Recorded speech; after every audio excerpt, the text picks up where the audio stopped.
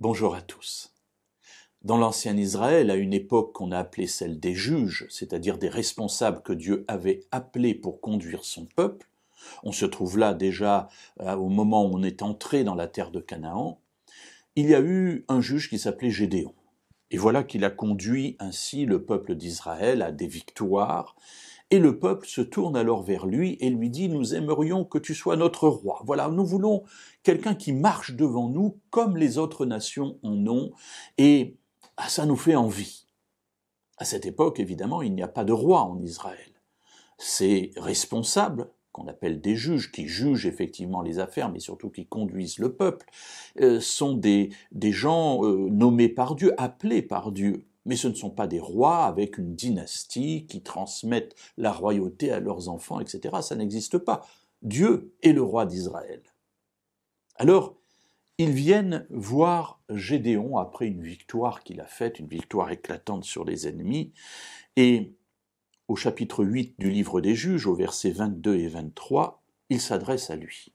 « Domine sur nous, toi, puis ton fils, puis le fils de ton fils, car tu nous as sauvés de la main de Madian. » Voilà, tu as été victorieux, tu es un grand homme, et bien que toi, tes fils, les fils de tes fils, dominent sur nous. Nous voulons un roi.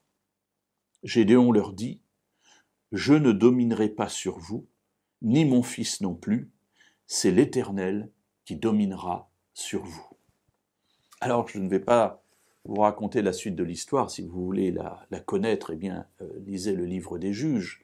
Mais je voudrais m'arrêter simplement sur cette parole, sur cette décision que Gédéon prend. Tout d'abord, ça a dû être peut-être difficile pour lui de se dire, tiens, tout le peuple est là en train de m'acclamer, ils veulent que je sois roi.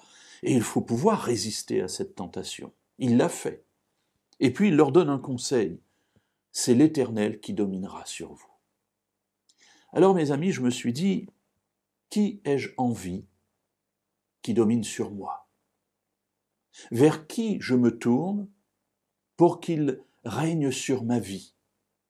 Voilà, les possibilités sont nombreuses.